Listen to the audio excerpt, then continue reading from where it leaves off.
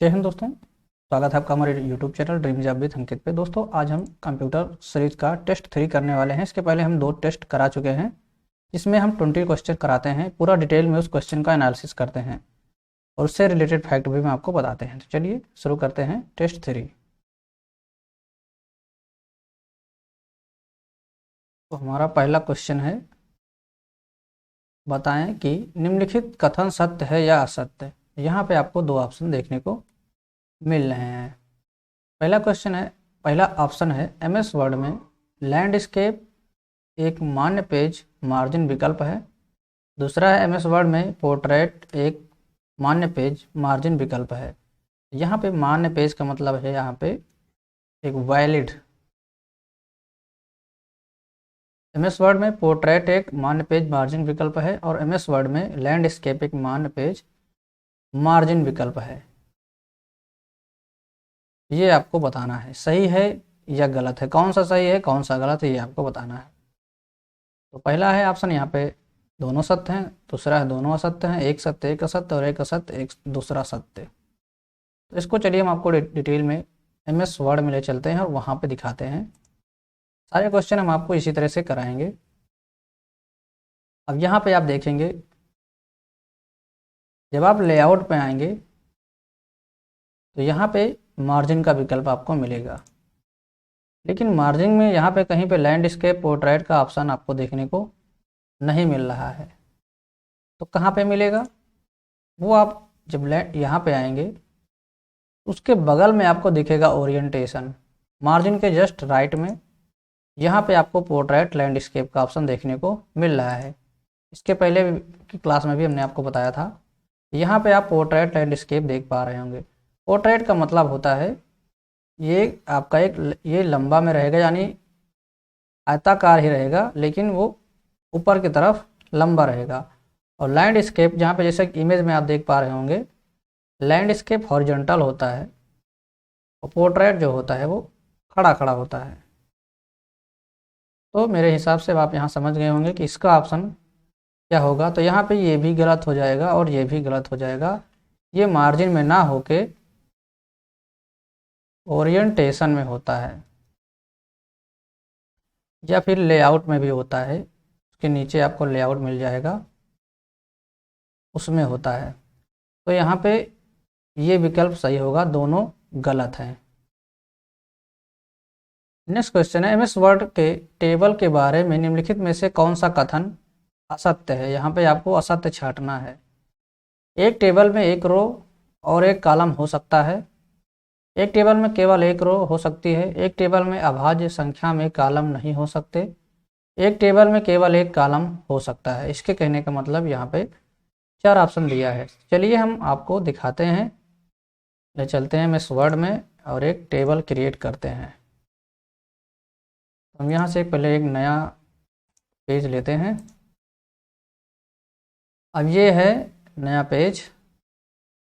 अब ये कह रहा है कि हमने यहाँ पे एक टेबल बना लिया, ठीक, ये भी एक टेबल ही है, ये एक टेबल हो गया। अब इनके कहने का मतलब है, क्वेश्चन के हिसाब से आप देखिए कि एक टेबल में केवल एक रो हो सकती है और एक कॉलम हो सकता है। तो बिल्कुल हो सकता है। यहाँ पे जो आप अभी टेबल देख रहे होंगे ये है, देखिए इसको समझ लीजिए कि एक रो है और एक ये कॉलम है। जब ज़्यादा रहते हैं तो कई लगता है, लेकिन यहाँ पे एक रो एक कॉलम से मिलकर एक टेबल ये बन गई है। तो ये सत्य बात है। तो पहला हमारा सही हो जाएगा। एक टेबल में केवल एक रो हो सकती है, बिल्कुल हो सकती है। फिर नीचे वाला है, एक टेबल में केवल एक कॉलम हो सकता है, बिल्कुल हो सकता है। उसके बाद यहाँ पे तीसरा ऑप्शन है, एक टेबल में अभाज्य संख्या में कॉलम नहीं हो सकते। यहाँ पे हमको असत्य छांटना है। तो यहाँ पे यही ऑप्शन जो है वो, इस क्वेश्चन का ये ऑप्शन सत्य है, बाकी के सभी असत्य हैं, लेकिन हमें सत्य छांटना है। तो सत्य यहाँ पे होगा ये, एक टेबल में अभाज्य संख्या में कॉलम नहीं हो सकते। इस क्वेश्चन के हिसाब से अभाज्य संख्या में कॉलम हो सकते हैं, बिल्कुल हो सकते हैं। अब बात करें अभाज्य संख्या की, तो अब अभाज्य संख्या तो आपको पता ही होगा, फिर भी नहीं पता है तो हम आपको यहाँ पे बता देते हैं। पहले इस टेबल को हम डिलीट कर देते हैं, उसके बाद हम देखते हैं। फिर दोस्तों अभाज्य संख्या जैसे 2 हो गया सबसे छोटी, 2, 3, 5, 7, 11, 13, 17, तो ये अभाज्य संख्या होती हैं। अब कह रहा है कि अभाज्य संख्या में टेबल नहीं हो सकती हैं, तो ये गलत है। हम 2 टेबल बनाएंगे, यहाँ पे 2 में हो जाएगा, 3 करेंगे 3 का हो जाएगा, 5 करेंगे 5 का हो जाएगा, 7 करेंगे 7 का हो जाएगा। देखिए 7 बाई, अगर हम 7 की बनाना चाहें तो 7 बाई 7 की टेबल बन जाएगी, 5 बाई 5 की बनाना चाहें बन जाएगी। तो अभाज्य संख्या में कह रहा टेबल नहीं बन सकती, तो ऐसा नहीं है, आप जितना चाहें उतना टेबल बना सकते हैं। यहाँ पे 10 बाई 8 की लिमिट है, अगर उससे ज़्यादा बढ़ाना चाहें तो इंसर्ट टेबल करके यहाँ पे आप नंबर डाल सकते हैं कि कितने नंबर आप कॉलम चाहिए और कितने नंबर आप रो चाहिए, कितना भी बना सकते हैं, यह बन जाएगा यहाँ पे। तो मेरे ख्याल से यहाँ पे आपको ऑप्शन समझ में आ गया होगा। इसका तीसरा ही विकल्प जो है वो गलत है। उसके बाद एमएस वर्ड में निम्नलिखित में से कौन सा व्यू ऑप्शन दिखाता है कि आपका डॉक्यूमेंट वेब पेज के रूप में कैसा दिखाई देगा, ये यहाँ पे बताना है आपको। तो outline, web layout, print layout और रीड मोड लेआउट होना। तो यहाँ पे देखते हैं, आप ले चलते हैं एमएस वर्ड में। सारे क्वेश्चन हम कोशिश करेंगे आपको विद एग्जाम्पल दिखाएं। देखिए यहाँ पे राइट साइड में रहता है, आप मेरे माउस का कर्सर देख पा रहे होंगे, ये है read mode.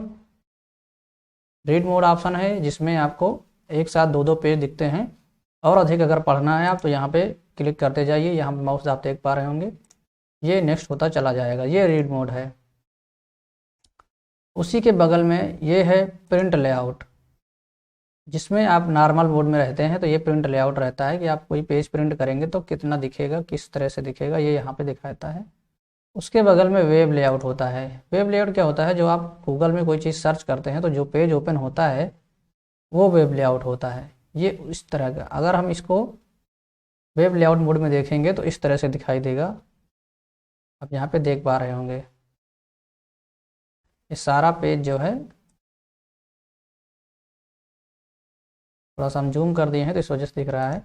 Web layout mode में एक फ़ायदा और रहता है, यहाँ पे पेज नहीं दिखाता, कितने पेज में डॉक्यूमेंट है, कहाँ से पेज ख़त्म हो रहा है, कहाँ एंड हो शुरू हो रहा है, कुछ नहीं पता चलता है।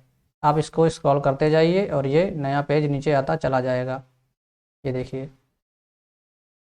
लेकिन जब इसको प्रिंट लेआउट में रखते हैं तो इसमें पेज, देखिए यहाँ पे पेज का डिवाइडेशन पता चलता है, कहाँ से पेज एंड है, कहाँ से शुरू है, ये सब यहाँ पे पता चल जाता है कि पूरा मैटर आपका कितने पेज में है, ये प्रिंट लेआउट में पता चलता है। लेकिन वेब लेआउट में कुछ नहीं पता चलता, सीधे पूरा आपका जो पूरा एक वेब में बन जाता है। ये देखिए इस तरह से आप वेबसाइट में कोई चीज़ ओपन करते हैं तो आपको नहीं पता चलता है कितने पेज में है, खींचते चले जाते हैं, चाहे जितने पेज में रहे वो ओपन होता चला जाता है। चलिए नेक्स्ट क्वेश्चन पे चलते हैं, लेकिन उससे पहले यहाँ पे देख लेते हैं इसका ऑप्शन क्या होगा। वेब लेआउट हो जाएगा। 3 ही लेआउट होते हैं, वेब लेआउट, प्रिंट लेआउट और रीड मोड होता है। आउटलाइन वेब लेआउट नहीं होता है। आउटलाइन क्या होता है, जैसे कोई मान लिया इमेज ही बना ली आपने, ये इमेज बनाया है तो इसके बाहर बाहर जो कुछ लगाया जाता है वो आउटलाइन होती है। नेक्स्ट एमएस वर्ड के हाल के संस्करणों, जैसे एमएस वर्ड 2016 में होम मेन्यू के तहत फॉन्ट कमांड समूह के भाग के रूप में निम्नलिखित में से क्या दिखाई देता है। पेस्ट दिखाई देगा, शो हाइड दिखाई देगा, फॉर्मेट प्रिंटर दिखाई देगा, चेंज केस दिखाई देगा। यहाँ पे आपको फॉन्ट कमांड देखना है, फॉन्ट कमांड के समूह के अंदर क्या दिखाई देगा। तो चलिए हम इस वर्ड हम ओपन करते हैं और आपको दिखाते हैं। तो ये है होम पेज। होम पेज के अंदर आप देखेंगे ये है फॉन्ट लेआउट। इस फॉन्ट के अंदर आपको क्या देखने को मिलेगा, यहाँ पे ये आपका है इंक्रीज फॉन्ट, ये है आपका डिक्रीज फॉन्ट, ये उसके बगल में है चेंज केस। यहाँ पे जो क्वेश्चन में दिया है चेंज केस, तो ये ऑप्शन इसका सही होगा। फॉर्मेट प्रिंटर, शो हाइड और पेस्ट, ये ऑप्शन में ये वहाँ पे आपको देखने को नहीं मिलेंगे फॉन्ट कमांड के अंदर। और दोस्तों यहाँ पे देखिए फॉर्मेट पेंटर, पेस्ट कमांड, ये दोनों ऑप्शन यहाँ पे आपको क्लिप बोर्ड में देखने को मिलेंगे। क्लिप बोर्ड यहाँ पे आपको दिख रहा होगा, क्लिप बोर्ड के अंदर फॉर्मेट पेंटर और यहाँ पे पेस्ट का ऑप्शन दिख रहा है, लेकिन फॉन्ट में यहाँ पे चेंज केस। अब आप सोच रहे होंगे चेंज केस क्या होता है, तो मैं आपको ये भी बता देता हूँ। कोई ब्लैंक पेज ले लेते हैं। चेंज केस होता है जैसे कि देखिए मैंने यहाँ पे मैं अपना नाम टाइप कर रहा हूँ यहाँ पे अंकित, ठीक, थोड़ा सा बड़ा कर दें जिससे कि आपको दिखे, ठीक, ये हो गया हमारा नाम। अब हम इसका हम केस चेंज करना चाहें तो यहाँ से हम इस पर क्लिक करेंगे तो इसका जो है केस चेंज हो जाएगा। अब यहाँ पे पूछ रहा है किस तरह से केस आप रखना चाहते हैं, sentence case, lower case, upper case, capitalize each word, उसके बाद टॉगल केस। टॉगल केस में क्या है, पहला छोटा हो जाएगा बाकी का स्मॉल हो जाएगा, बड़ा हो जाएगा। देखिए आपका हो गया अपर केस। सेंटेंस केस में क्या होता है, पहला कैपिटल बाकी का स्मॉल। लोअर केस में सारे स्मॉल, उसके बाद अपर केस में सारे कैपिटल। कैपिटलाइज ईच वर्ड, यहाँ पे पहला वाला अक्षर कैपिटल हो जाएगा, बाकी के अगर यानी पूरे सेंटेंस में अगर मैं यहाँ पे और आगे लिखना चाहूँ तो देखिए आप यहाँ पे पहला अक्षर जो हो रहा है, सारे वर्ड का पहला अक्षर जो है कैपिटल हो रहा है। कैपिटलाइज ईच वर्ड का पहला अक्षर कैपिटल कर रहा है, ये होता है चेंज। गूगल में क्या कर रहा है, पहला अक्षर इस्तेमाल कर रहा है, बाकी का कैपिटल कर रहा है। ये चीज़ आप शिफ्ट और F3 का प्रयोग करके भी कर सकते हैं कीबोर्ड से। अगर से देखिए मैं इस माउस को यहाँ पे छोड़ रहा हूँ, शिफ्ट F3 कर रहा हूँ, ये ऑटोमेटिक चेंज हो रहा है। तो ये कीबोर्ड से भी इसको कर सकते हैं।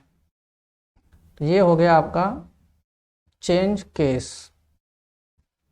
चलिए अब चलते हैं नेक्स्ट क्वेश्चन पे।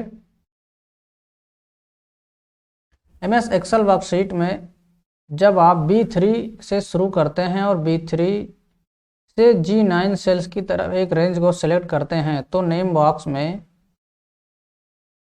क्या प्रदर्शित होगा, ये यहाँ पे बता रहा है। और आपको देखना किस में है, MS एक्सेल में B3 से लेकर आपको G9 तक जाना है, एक सेल को सिलेक्ट करना है। तो चलिए हम MS एक्सेल भी आपको ओपन करके दिखाते हैं। ये MS एक्सेल है। MS एक्सेल में पहले आपको यहाँ पे B देखना है, कहाँ पे है, B यहाँ पे है और उसके बाद 3 यहाँ पे है। B यहाँ पे जो अल्फ़ाबेट होते हैं ये सारे कॉलम को इंडिकेट करते हैं और जो नंबर होते हैं ये रो को करते हैं। तो यहाँ पे हमारा B3 ये है और इसका जो एड्रेस है यहाँ पे ये नेम बॉक्स में दिखाई देता है, इसको नेम बार बोला जाता है, ये यहाँ पे दिखाई देता है। अब यहाँ पे जो क्वेश्चन हो रहा है कि B3 से लेकर G9 तक आपको सिलेक्ट करना है, G9 तक। और G9 कहाँ पे है, G9 हम यहाँ पे देखें तो G यहाँ है और इसका 9 यहाँ पे है, यानी ये सेल जो है G9 ही देखिए यहाँ पे इसका नेम बॉक्स यहाँ पे दिखा रहा है G9 है। तो हमें यहाँ पे B3 कहाँ पे है, मैं थोड़ा सा इसको कलर कर दूँ जिससे कि आपको क्लियर हो जाए। ये B3 है और G9 कहाँ पे है, ये वाला जो एरिया है ये 9 है। इसको मैं रेड कर दूँ, यानी आपको यहाँ से लेकर पूरा यहाँ तक का एरिया सेलेक्ट करना है। तो यहाँ पे अब यही बताना है कि जो नेम बॉक्स है इसमें क्या शो करेगा। तो आप यहाँ पे देख पा रहे होंगे यहाँ पे सिर्फ B3 ही शो कर रहा है। तो जहाँ से हम शुरू करेंगे उस सेल को एक्टिव सेल बोला जाता है, उसी से हम यहाँ पे नीचे आ रहे हैं, इस वजह से यहाँ पे इसी का एड्रेस शो हो रहा है। B3 इसका सही जवाब हो जाएगा। अगर हम यहाँ G9 से लेकर इधर कहीं जाएंगे, यहाँ से लेकर इधर जाएंगे तो देखिए सिर्फ इसी का एड्रेस शो हो रहा होगा, ये I है और ये 8 नंबर पे है। तो मेरे ख्याल से आपको यहाँ पे समझ में आ गया होगा।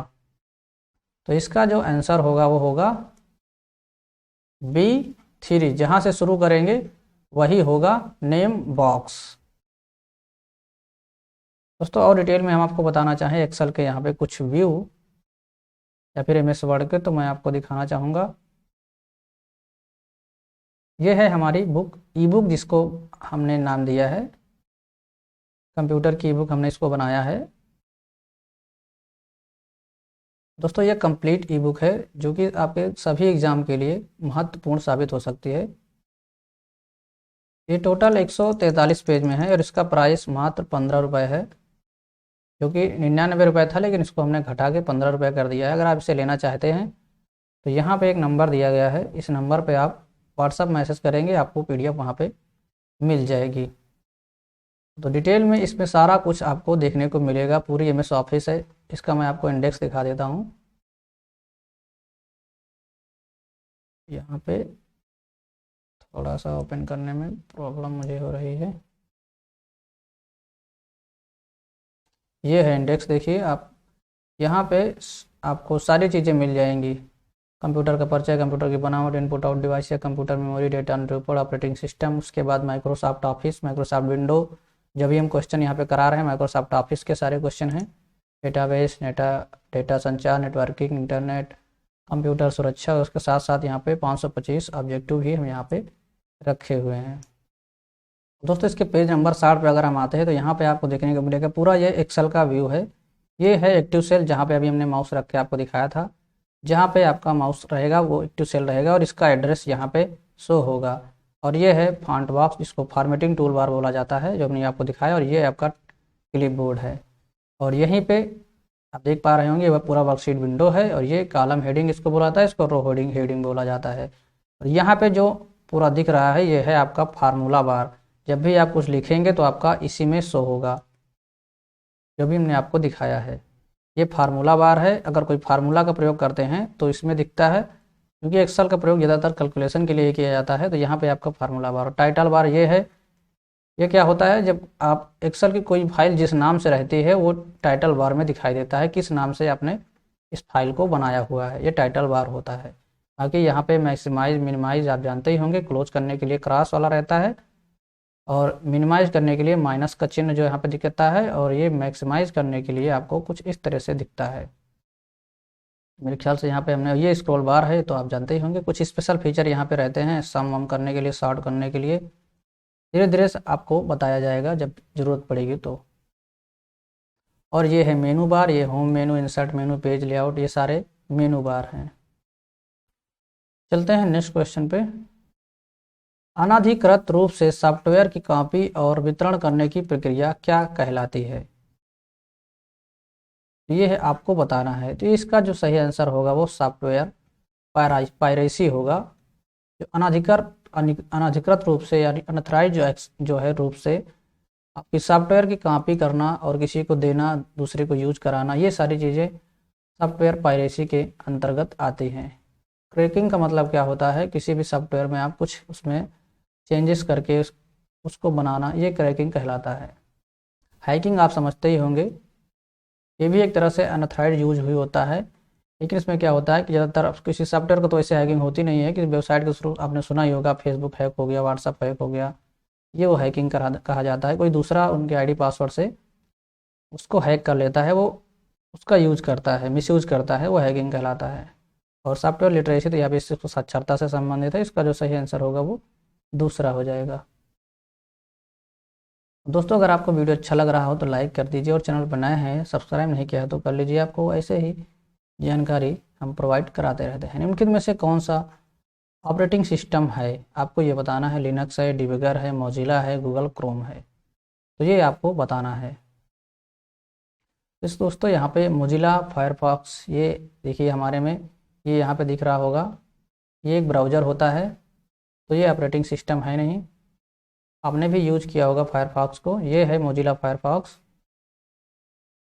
ये एक ब्राउज़र है। और इसके बगल में यहाँ पे दिख रहा होगा ये है क्रोम, ये क्रोम ब्राउज़र है, इसको भी आपने यूज ही किया होगा। और डीबगर, ये क्या होता है, जब कोई भी कंप्यूटर में बग आ जाता है, बग एक तरह समझ लीजिए वायरस ही होता है, या फिर कोई ऐसी चीज़ होती है जो सिस्टम को प्रॉब्लम करती है चलने में, तो वो उसको बग बोला जाता है। बग, उसको हटाने के लिए डिबगर का प्रयोग किया जाता है, इसी टूल को डिकोड करने के लिए। उसके बाद यहाँ पे एक ऑप्शन है लिनक्स, तो ये ही एक ऑपरेटिंग सिस्टम है। अब आपको हम कुछ ऑपरेटिंग सिस्टम के एग्जांपल दिखाते हैं। दोस्तों हमारी जो ई बुक है उसका यहाँ पे देख पा रहे होंगे 7वां टॉपिक है ऑपरेटिंग सिस्टम, जो कि 42 से 46 पेज पे है। तो चलिए देखते हैं 42 पे क्या आ रहा है। यहाँ पे पेज नंबर हमने नीचे लिखा हुआ है क्योंकि 1-2 पेज ऊपर से लगाए हुए हैं इस वजह से। अब यहाँ पे आपको ऑपरेटिंग सिस्टम देखने को मिल जाएगा। ऑपरेटिंग सिस्टम क्या होता है? तो ऑपरेटिंग सिस्टम एक ऐसा सॉफ्टवेयर प्रोग्राम का समूह है जो मानव एप्लीकेशन सॉफ्टवेयर और कंप्यूटर हार्डवेयर के बीच संवाद स्थापित करता है। जो हम आपको अभी यहाँ पे पढ़ा रहे हैं ये सारा कुछ ऑपरेटिंग सिस्टम के थ्रू होता है। एक प्रकार का प्रोग्राम है जो कंप्यूटर के विभिन्न अंगों को निर्देशन देता है किस प्रकार से प्रोसेसिंग का कार्य सफल होगा।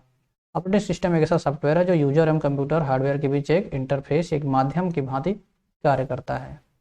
और ऑपरेटिंग सिस्टम यहाँ पे देख पा रहे हो, ऑपरेटिंग सिस्टम कई प्रकार के होते हैं। एक बैच ऑपरेटिंग सिस्टम होता है, बैच प्रोसेसिंग ऑपरेटिंग सिस्टम होता है, और यहाँ पे सिंगल यूजर जिसे एक यूजर एक टाइम पे यूज कर सकता है। मल्टी यूजर जो ऑपरेटिंग सिस्टम एक समय में एक से अधिक उपयोगकर्ता को कार्य करने की अनुमति देता है उसे मल्टी यूजर ऑपरेटिंग सिस्टम कहा जाता है। सिंगल टास्किंग ऑपरेटिंग सिस्टम होता है, एक समय में एक टास्क प्रयोग कर सकते हैं। मल्टी टास्किंग क्या होता है? एक समय में कई कार्य कर सकते हैं। जैसे अभी मैं आपको देखिए PDF ओपन कर दिखाया हूँ, इसके बाद हम यहाँ पे PPT ओपन करके दिखा सकते हैं। इसी के साथ हम यहाँ पे यूट्यूब भी चला सकते हैं। इसमें कई काम एक साथ कर सकते हैं। टेलीग्राम ओपन कर सकते हैं, कैलकुलेटर ओपन कर सकते हैं, पेंट ओपन कर सकते हैं। तो ये मल्टी टास्किंग होता है। अब हम बात करें यहाँ पे देखिए ऑपरेटिंग सिस्टम के जो प्रकार का, ये यूनिक्स है, ये भी एक तरह का ऑपरेटिंग सिस्टम है। यूनिक्स एक मल्टीटास्किंग एक वह मल्टी उपयोगकर्ता ऑपरेटिंग सिस्टम है जिसे वर्ष 1969 में विकसित किया गया था। इसे वर्ष 1973 में सी भाषा में लिखा गया। तो ये क्वेश्चन आ सकता है किस भाषा में लिखा गया है यूनिक्स? तो ये सी भाषा में लिखा गया है। और यहाँ पे बात की जा रही है लिनक्स की, तो इसे लाइनक्स भी बोला जाता है। ये ऑपरेटिंग सिस्टम 1991 में लाइनक्स टॉरवाल्ड्स द्वारा विकसित किया गया था। इसका उपयोग सिर्फ सर्वर के लिए होता है। यह ऑपरेटिंग सिस्टम यूनिक्स पर आधारित है। ये एक ओपन सोर्स सॉफ्टवेयर है तथा सभी प्रकार के कंप्यूटर पर चल सकता है। और देखिए सोलेरिस भी होता है, ये भी एक तरह का ऑपरेटिंग सिस्टम है। कभी कभी पूछा जा सकता है इसमें से कौन सा ऑपरेटिंग सिस्टम है कौन सा नहीं है, तो आप बता सकते हैं। और MS विंडोज़ को आप जानते ही होंगे। और एक MS DOS भी ऑपरेटिंग सिस्टम है, माइक्रोसॉफ्ट डिस्क ऑपरेटिंग सिस्टम। और मोबाइल की बात करें तो मोबाइल में एंड्रॉयड जो अभी चल ही रहा है एक प्रकार का ऑपरेटिंग सिस्टम है, और iOS जो एप्पल का ऑपरेटिंग सिस्टम है। चलिए चलते हैं नेक्स्ट क्वेश्चन पे। प्रोग्रामों का ऐसा कलेक्शन जो आपके कंप्यूटर सिस्टम को रन करता है और इंफॉर्मेशन प्रोसेस को नियंत्रित करता है यानी कंट्रोल करता है, क्या कहलाता है? जो हमने अभी आपको बताया है वही है, ये ऑपरेटिंग सिस्टम है जो सारा कुछ कंट्रोल करता है और नियंत्रित करता है। प्रोग्रामों का समूह होता है। बाकी कंप्यूटर आप जानते ही होंगे, और माइक्रोसॉफ्ट ऑफिस जो हमने अभी आपको दिखाया वो है। और कंपाइलर क्या होता है? कंपाइलर एक तरह से एप्लीकेशन सॉफ्टवेयर होता है जो कि सी लैंग्वेज में प्रयोग किया जाता है। ये क्या करता है? कंपाइल करता है। जो हम कोड लिखते हैं, किसी कोड को जो हम लिखते हैं यूजर की भाषा में, उसे ये मशीन भाषा में कन्वर्ट करता है, ये कंपाइलर।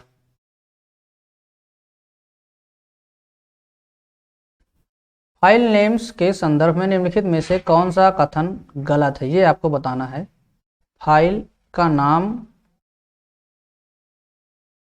के संदर्भ में बता रहा है कौन सा कथन गलत है। तो पहला ऑप्शन है समान फोल्डर के अंतर्गत सभी फाइलों का नाम अलग अलग होना चाहिए। तो ये बिल्कुल सही बात है। आप एक ही, जैसे मान लिया आपने एक फोल्डर बनाया, तो उस फोल्डर में यहाँ पे अगर आपने A रखा तो दोबारा आप A नहीं रख सकते। अगर आप दोबारा A रखेंगे तो बताएगा कि यह है ये फाइल ऑलरेडी उपलब्ध है। अगर आप इसको दोबारा रखना चाहते हैं तो वो A1 के नाम से हो जाएगा। फाइल का नाम डॉट से पहले आता है, तो बिल्कुल है, फाइल का नाम डॉट से पहले आता है। अगर आपने कोई भी फाइल बनाई, जैसे कि आपने बनाया पिक्चर में, अगर आपने इमेज बनाई तो आएगा A.jpg। अगर आपने डॉक्यूमेंट फाइल बनाई तो बनाएगा अगर आपने A नाम दिया है तो docx अब बनाएगा। अभी तक टेक्स्ट फाइल बनाया तो बताएगा A.txt। PDF बनाया तो बताएगा A.pdf। ये सारे बताएगा। तो फाइल का नाम डॉट से पहले आता है, बिल्कुल सही है। फाइल का एक्सटेंशन फाइलों का दूसरा नाम है, ये भी सही। एक्सटेंशन ये होता है आपका JPG, docs, txt और PDF। इससे पता चलता है कि कौन सी फाइल है। ये डॉक यानी डॉक्यूमेंट फाइल है, ये टीएक्सटी फाइल है कि पीडीएफ है कि जेपीजी इमेज है, पीएनजी भी होता है, बहुत से फाइल के प्रकार होते हैं। तो ये क्या है ये बताएगा इसी तरह से। और डॉट EXE रहेगा तो इससे पता चलेगा कि ये सॉफ्टवेयर की कोई फाइल है, एप्लीकेशन सॉफ्टवेयर की। और उसके बाद फाइल एक्सटेंशन फाइल के नाम और डॉट से पहले आता है। तो यहाँ पे ये ही इसका सही आंसर है, जो कि कथन गलत है। फाइल एक्सटेंशन फाइल के नाम और डॉट से पहले आता है, ये गलत है। अब मैं आपको कुछ फाइल यहाँ पे दिखाता हूँ। जैसे मैंने कुछ यहाँ पे रखी है, देखते हैं, इसको ही दिखाते हैं। जैसे ये है, अगर इसको हम अभी इसको प्रॉपर्टी में जाके देखेंगे तो यहाँ पे आप देखेंगे इसको हमने नाम दिया है 2 और ये है .jpg।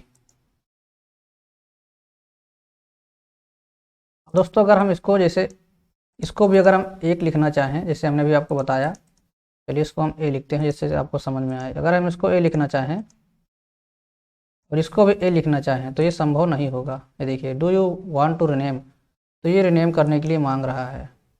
अब ये क्या करेगा, इसको यहाँ पे ए रख दिया, इसको 2 कर दिया, तो ये रिनेम कर दे रहा है। अगर एक फाइल और होती तो 3 बना देता, ये यहाँ पे होता है।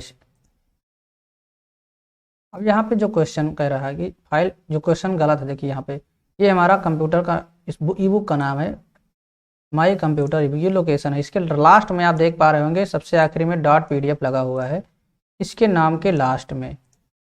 तो यहाँ पे जो क्वेश्चन में कह रहा है कि जो एक्सटेंशन होता है ये नाम के पहले आता है, तो ये यहाँ पे गलत हो जाएगा। नाम के पहले नहीं आता है, ये बाद में आता है। चलिए नेक्स्ट क्वेश्चन पे चलते हैं। निम्नलिखित में से कौन सा स्टोरेज डिवाइस नहीं है? तो ये तो एकदम आसान सवाल है। CD स्टोरेज डिवाइस होती है, इसमें हम डाटा रखते हैं। हार्ड डिस्क भी होती है और फ्लॉपी डिस्क भी होती है। फ्लॉपी डिस्क हमने इसके पहले वाले वीडियो में आपको दिखाया था, इस तरह से होती है चौकोर। ये 3.5 इंची, 8 इंची, 5.5 इंची कई आकार की होती हैं। अब इसका प्रयोग ज़्यादातर नहीं किया जाता। कौन सा स्टोरेज डिवाइस नहीं है? तो ये प्रिंटर ही स्टोरेज डिवाइस नहीं है, हमें प्रिंट करने के लिए प्रयोग किया जाता है। ये क्या है? आउटपुट डिवाइस है। किसी जंतु की गतिविधियों को चिन्हित करने के लिए उससे संबंधित आंकड़ों को रिकॉर्ड करने के लिए इसका प्रयोग जंतु के शरीर पर लगाकर किया जाता है, यानी जंतु के शरीर पर लगाया जाता है। POS, PPS, GPS, RFID, यहाँ पे 4 ऑप्शन दिए गए हैं, आपको बताना है ये क्या है। दोस्तों बात करें POS को, तो इसका फुल फॉर्म होता है पॉइंट ऑन सेल। आपने सुना होगा POS मशीन होती है जिसमें ATM कार्ड के थ्रू ट्रांजैक्शन किया जाता है। वो सारी चीज़ें POS के अंतर्गत आती हैं, उसी के थ्रू लेन देन होता है। जो आप शॉपिंग मॉल में जाते होंगे या फिर किसी दुकान पर जाते हैं तो मशीन रखे रहता है, वही है POS मशीन। और PPS का प्रयोग बैंक में किया जाता है ज़्यादातर। और GPS होता है ग्लोबल पोजिशनिंग सिस्टम होता है। GPS किसी भी वस्तु को ट्रैक करने के लिए किया जाता है, जैसा कि आपने देखा ही होगा। ये जंतु के लिए नहीं किया जाता, किसी वस्तु में लगाया जाता है GPS डिवाइस। जैसे कि आपके मोबाइल में भी रहता है GPS, और अदर डिवाइस में लगाया जाता है, बस ट्रक या फिर कोई अन्य एक्टिव डिवाइस में GPS का प्रयोग किया जाता है। और इसके बाद इसका जो सही आंसर होगा वो RFID होगा, रेडियो फ्रिक्वेंसी आइडेंटिफिकेशन को बोला जाता है। और PPS को इसको पेमेंट सिस्टम ऐसे करके इसका फार्मूला है। इसका प्रयोग बैंक में किया जाता है। इसको भी आप लिख ही लीजिए, पॉजिटिव,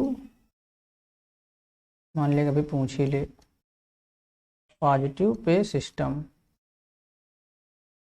जब लेकिन बैंकिंग टर्म में पूछेगा तभी इसका फार्मूला ये होगा, अदरवाइज बहुत से फार्मूले हो सकते हैं।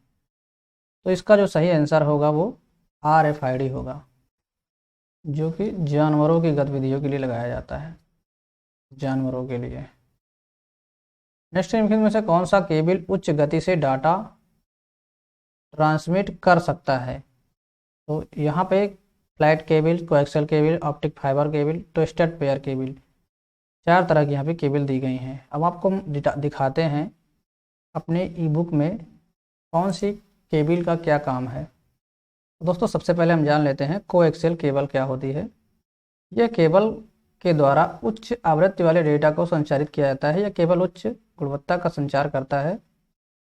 इस तार को जमीन या फिर पानी के अंदर से प्रवाहित किया जाता है, जमीन या समुद्र के नीचे से ले जाया जाता है। यह केबल के केंद्र में ठोस तार होता है जो कुचालक तार से घिरा होता है, जैसा कि आप यहाँ पे देख सकते हैं। ये है आपका कोएक्सियल केबल।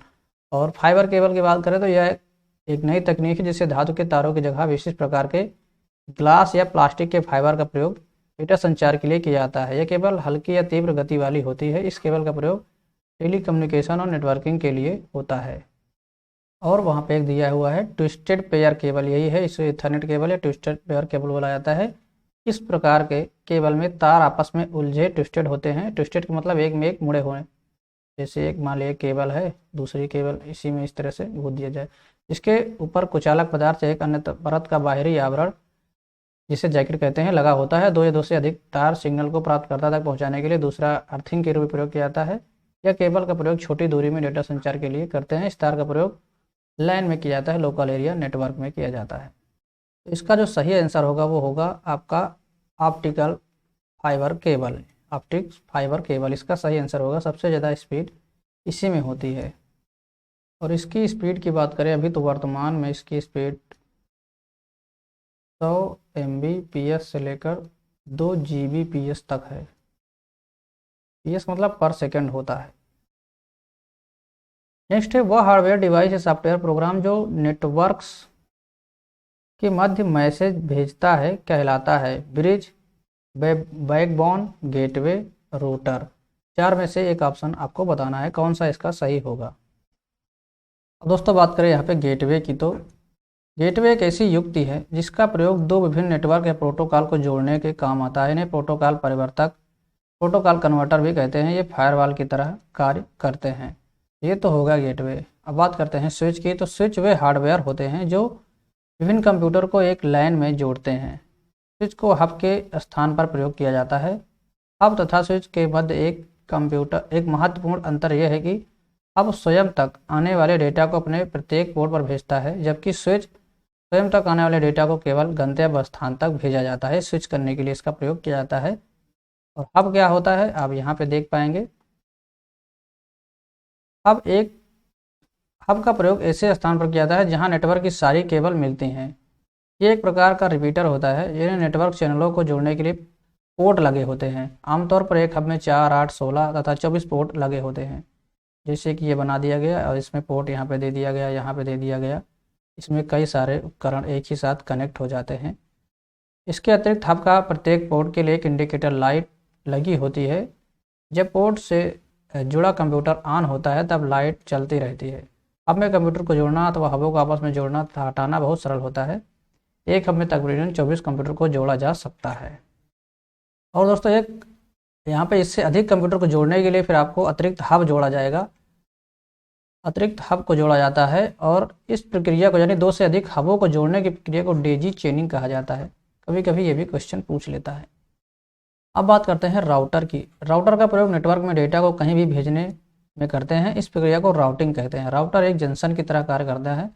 बड़े नेटवर्क में एक से अधिक रूट होते हैं जिनके जरिए सूचनाएं अपने गंतव्य स्थान तक पहुंच सकते हैं। ऐसे में राउटर ये तय करते हैं कि सूचना को किस रास्ते से उसे गंतव्य तक पहुंचाना है। ये यहाँ पे राउटर का काम होता है। तो यहाँ पे इसका जो सही आंसर होगा वो रूटर ही होगा। इसको इंग्लिश में, हिंदी में रूटर बोलते हैं। राउटर इसको बोला जाता है, रूटर भी बोला जाता है। इसका सही आंसर तीसरा हो जाएगा, रूटर। जो डिवाइस सॉफ्टवेयर प्रोग्राम जो नेटवर्क के मध्य मैसेज भेजता है। यदि आप ऑपरेटिंग सिस्टम विंडोज 98 को विंडोज एक्सपी में परिवर्तित करते हैं तो आपके द्वारा किया गया कार्य क्या कहलाता है। तो इसका कार्य जो कहलाएगा वो अपग्रेड कहलाएगा। यानी आपने वर्जन को अपग्रेड किया है। अगर आप 2007 से 8 में जाते हैं या सीधे आप विंडोज 10 से 11 में जाते हैं तो इसको अपग्रेडिंग कहा जाता है। तकनीक आपको सुविधा प्रदान करते हुए वेबसाइट के संचालन में महत्वपूर्ण भूमिका निभाती है। Convergence, locator, sampling rate, global positioning system, इसको तो हमने आपको बता ही दिया। GPS, जो ग्लोबल पोजिशनिंग सिस्टम हमने इसको बताया था, GPS है ये, जो कि लोकेशन के लिए काम करती है।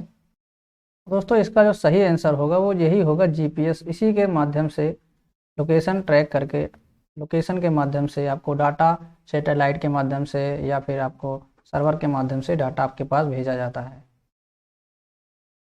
नेक्स्ट है, रैम के संदर्भ में निम्नलिखित में से कौन सा कथन सत्य नहीं है। रैम हार्ड डिस्क के समान एक स्टोरेज डिवाइस है। रैम एक टेम्पररी स्टोरेज एरिया है। रैम वोलेटाइल है।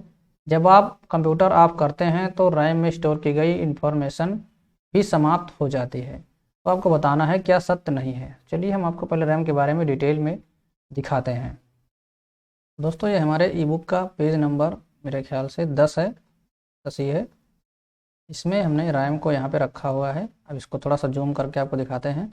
इसका फुल फॉर्म होता है रैंडम एक्सेस मेमोरी, जिसे रैम बोला जाता है। इसे संक्षेप में रैम कहा जाता है। ये मेमोरी एक चिप होती है जो मेटल ऑक्साइड यानी सेमीकंडक्टर की बनी होती है। हम इस मेमोरी के किसी भी लोकेशन को चुनकर उसका प्रयोग सीधे ही इसी डेटा को स्टोर करने या उसे डेटा पढ़ने के लिए कर सकते हैं। कुछ इस तरह से रैम होती है। ये मेमोरी ऐसे रजिस्टर और उनसे जुड़े हुए परिपथों से बनी होती है जिनमें डेटा को वहाँ तक और वहाँ से स्थानांतरित करना संभव हो। और दोस्तों रैम में जो रखी सूचनाएं होती हैं वो अस्थायी होती हैं। और दोस्तों जब कंप्यूटर बिजली बंद कर दी जाती है तो वैसे ही ये समस्त सूचनाएं नष्ट हो जाती हैं। ये एक अस्थायी मेमोरी है। इसमें डाटा स्टोर करके आप नहीं रख सकते हैं। तो इसका जो यहाँ पे दोस्तों पहला ऑप्शन है यही सही हो जाएगा।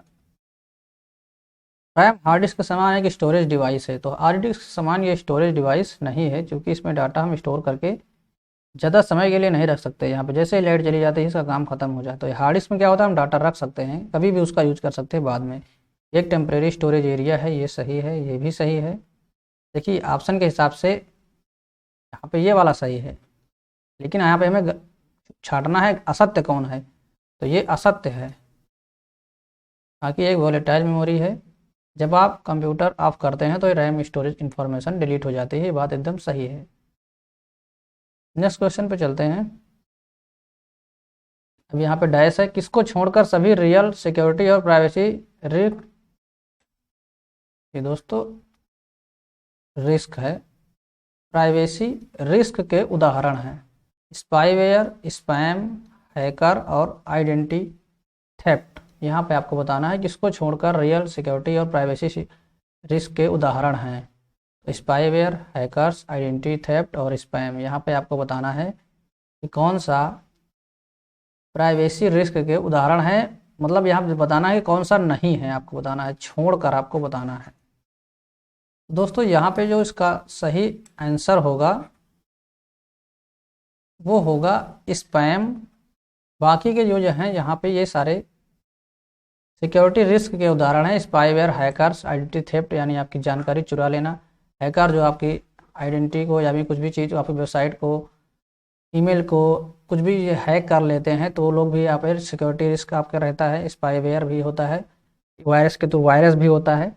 स्पैम नहीं होगा। स्पैम क्या होता है, जब कोई आपके पास मेल भेजता है आपको पता नहीं रहता है तो वो मेल स्पैम में चली जाती है। थोड़ा सा मैं आपको दिखाने की कोशिश करता हूँ।